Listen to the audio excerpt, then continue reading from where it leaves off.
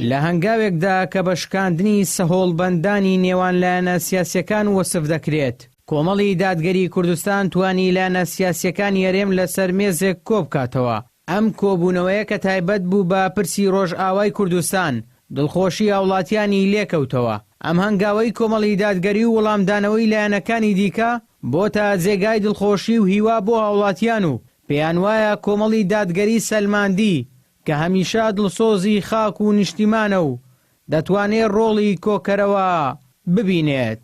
هەنگاوەکەی کۆمەڵی دادگەری هەنگاوێکی زۆر جوان بوو، لە جێی خۆی بوو، چونکە پێویست بوو یعنی لە نەبوونی حکوومەت و لە نەبوونی پەرلەمان و لە نەبوونی ئەو هەموو حیزبەکانیش هەمووی پەرتەوازە و یعنی دەبا یەکێک لە حیزبەکان ئەویش دەستخۆشی لە کۆمەڵی دادگەری یەکەم کە ئەو هەستە بەو ئیش و بەو کارە جوانەی کە سەرجەم لایەکانی هەرچەند هەندێکیان نەهاتن بدەم بانگاوازەکە کۆمەڵ، بەڵام ئەوە ئینتر دەستخۆشیانە دەکەم و کە هاتن بەدەم بانگاوازەکەی کۆمەڵی دادگەری. لایەنە ئیسلامیەکان زۆر گرنگترە، یعنی لە لایەنەکانی تر بەشداریان زیاتر بیتن و ینی مووقف و یەکدەنجیان زیاتر بی بەڕاستی، یعنی لەسەروان بەرپرسیارەکە زۆر زیاترە لەبەر ئەوەی کورت بە هەموو چینی توێژەکانی بە ئێزیدی بە ئیسلام بە هەر هەموو شتێکی بەڕاستی ینی 2000 مەسەلەکە قەومیەت و مەسەلەکە کوردە.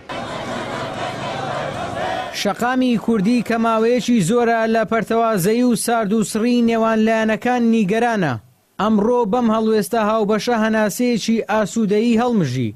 هاوڵاتیان جەخت دەکەنەوە کە یەکریزی لایەنەکان گەورەترین دیاریە بۆ خەڵکو و بەهێزترین چەکە بۆ ڕووبەڕووبوونەوەی مەترسیەکان.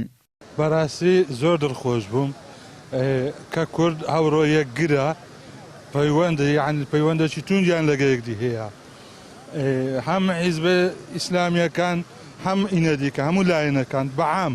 چیت هەیە بۆ کۆمەڵی دادگەری کە هەستا بۆم دەست پێشخەریە داوای لە لایەنەکان کە هەموو بێ کۆکۆ بنەوە؟ دەستخۆشیان لە یەکەمی شەشی باشیان کرد، هیوادارم هەموو جارێ بتوانن ئەو شتەی دووبارەکەنەوە. سەبەبی ڕئیسی ئەوانن ئەگەر بتانن کێشەکان چارەسەر بکەن، چکە لەدەست ئێمە نیە، لەدەست ئێمە تەنها یعنی هەوڵدانە لە بۆ سەربەخۆی، هەوڵدانە لە بۆ ئاشتی و ئارامی، بەڵام بڕیارەکان لە لای سەرەوەی لە لایەن سیاسیەکان. ئەگەر سیاسیەکان بتوانن بەرەو پێش بڕۆن، بتوانن لەگەڵ یەک ڕێک بکەون، حتمما دڵی کوردیش خۆش دەبی، حتمما ئەو کاتیش ئەمەش دڵمان خۆش دەبی. کۆبوونەوەکەی بارەگای کۆمەڵ پەیامێکی ڕوونی تێدا بوو کە پرسە نیشتیمانیەکان دەتوانن ناکۆچیەکان وەلا بنێن. هاوڵاتیانی شیواخوازن ئەم دەست پێشخەریە ببێتە سەرەتایەک بۆ ئاشتەوایی هەمیشەیی و کاری پێکەوەیی بۆ پاراستنی بەرژەوەندیەکانی گەل.